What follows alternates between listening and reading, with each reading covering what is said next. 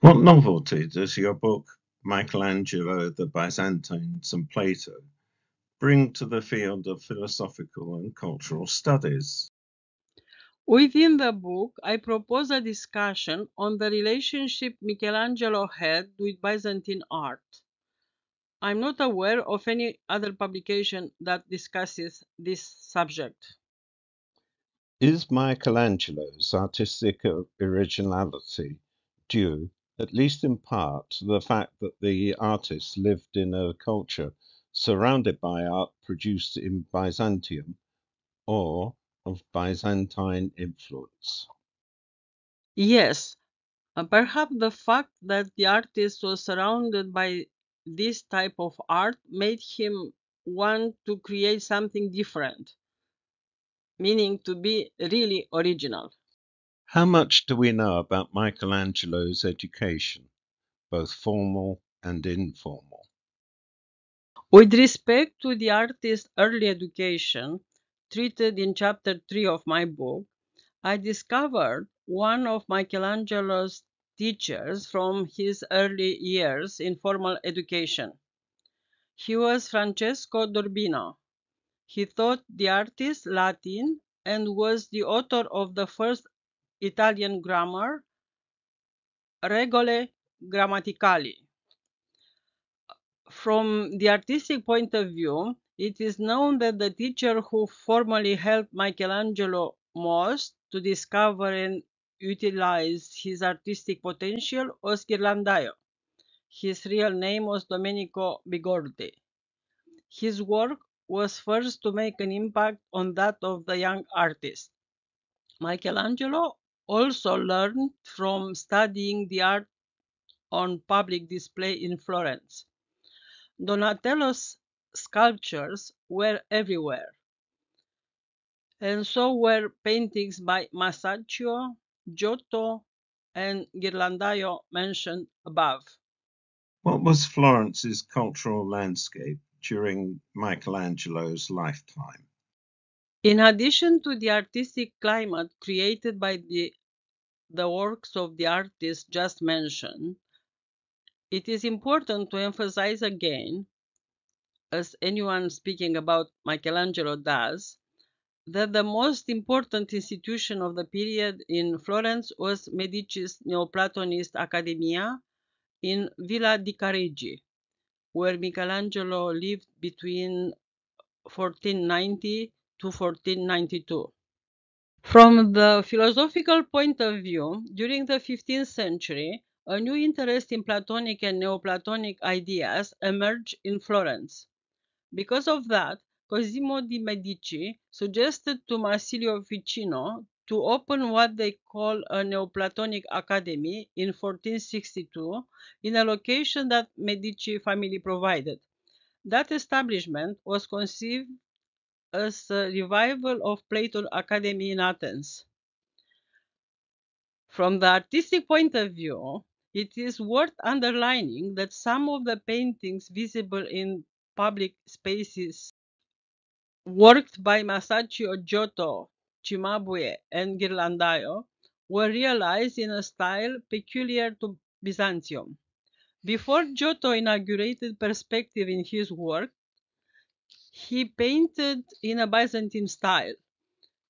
Cimabue, who was not only a painter but also a mosaicist, was educated by Greek, meaning Byzantine masters, and he followed their manner in his paintings.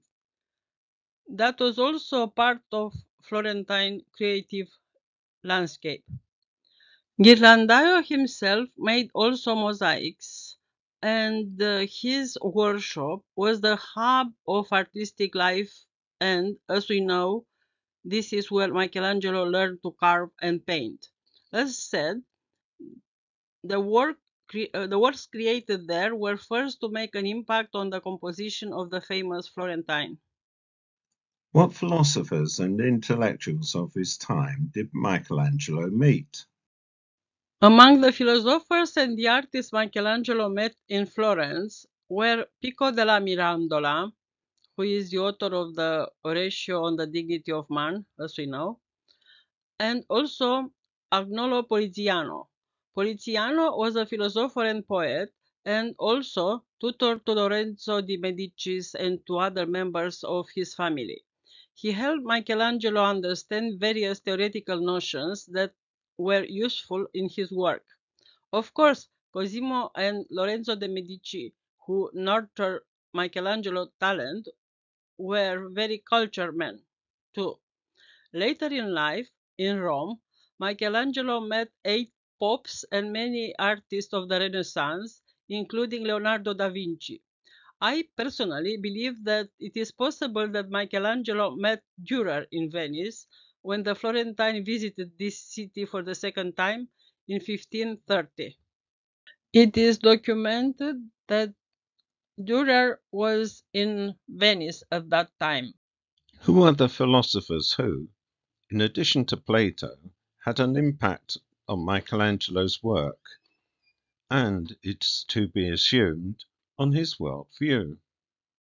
Michelangelo certainly read the text of Platon's philosophical descendants, including Dionysius the Areopagite treatises, Marsilio Ficino's Theologia Platonica, and Pico della Mirandola's Oratio on the Dignity of Man. These writings influenced Michelangelo's creation. Erwin Panofsky, in the 1980s, opines that the Florentine was the only genuine Platonic among the numerous artists influenced by Neoplatonism. Also, Robert Clemens affirms that, I quote, one cannot know Michelangelo without having an inkling of Plato and the Neoplatonic system. Close quotation.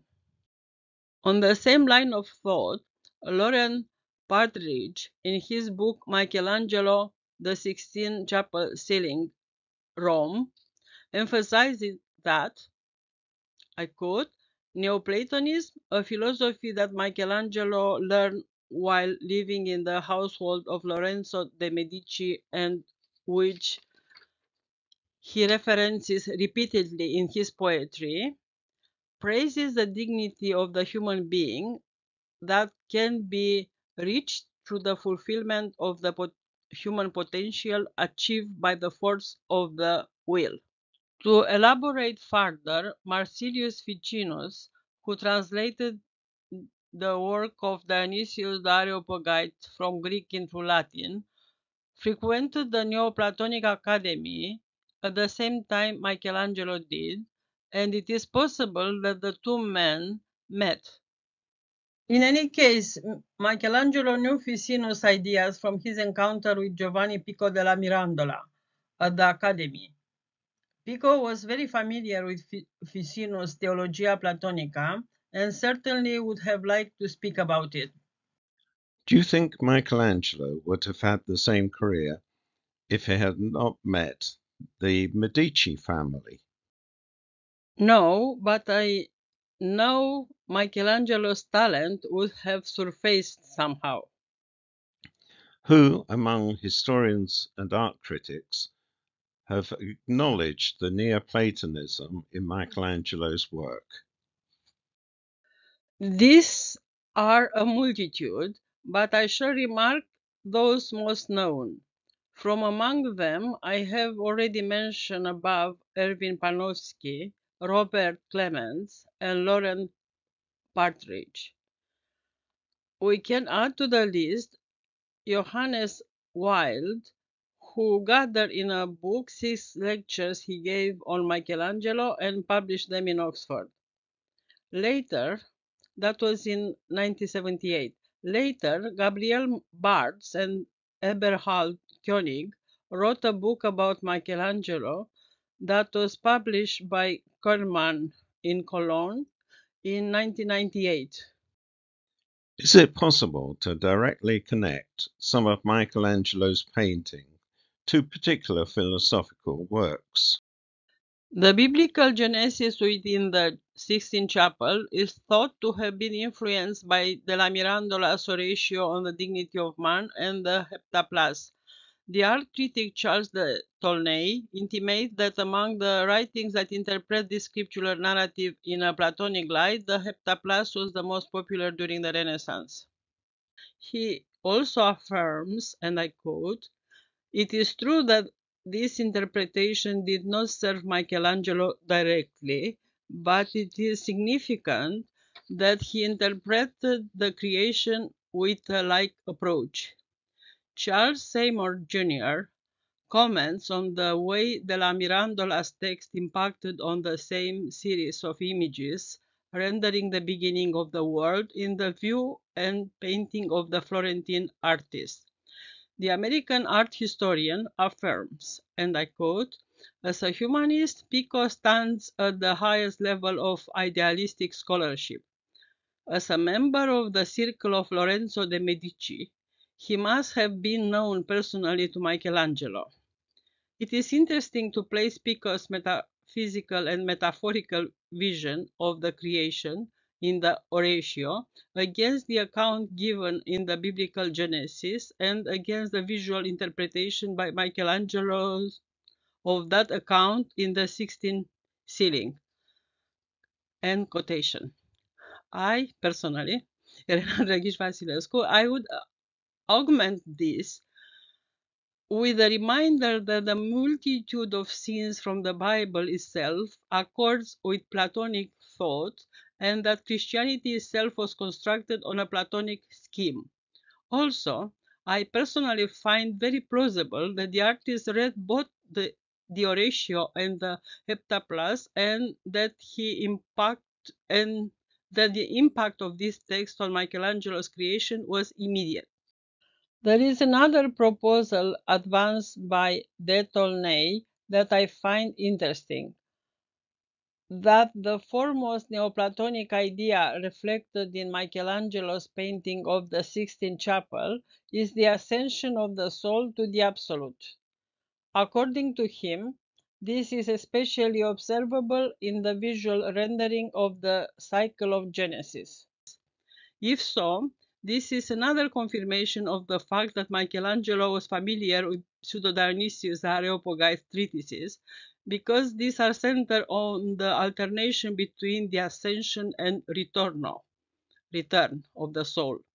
I have indicated in chapter 5 of my book, Michelangelo, the Byzantine and Plato, that Corpus Dionysiacum has been used as a source for the creation of artistic work from the early Middle Ages, and, as already noted, Michelangelo could have been exposed to their content both at the Academy and later on in his life outside this institution. In addition to these examples concerning Michelangelo's Genesis, also the drawing bacchanals of children has been interpreted from a Platonic perspective, and some analyses have seen significance in every detail. For some, the children represented the soul in the absence of reason or intellect, driven solely by natural urges and acting in an animal-like manner.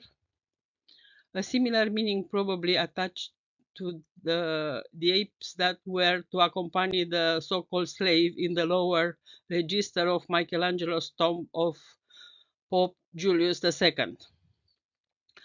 Of the two adults present in the bacchanals, one is half goat and the other is apparently overcome by drink.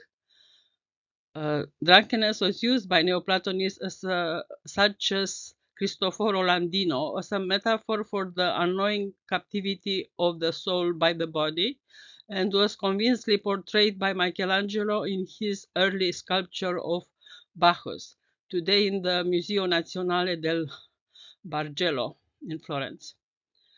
According to Martin Clayton, the sources of the 4 drawings which Michelangelo offered as gifts to De Cavalieri, including the bacchanals of children, range from Roman sarcophagus reliefs of playing putti and the death of Melanger to the works of Donatello and Andrea Mantegna.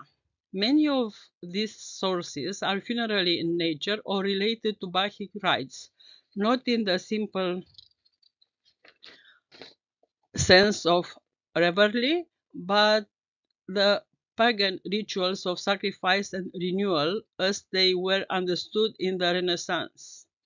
One of Michelangelo's poems of the period speaks of attaining new life as a serpent sloughed on a stone, that I might through that change my condition. That was a quotation from his poem.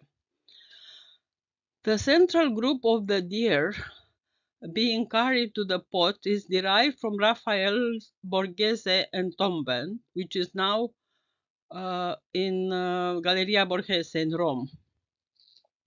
Not only the Genesis and the later described drawing, the bacchanals, but the other three similar illustrations that Michelangelo executed for Tommaso are Ganymede, the punishment of Titus,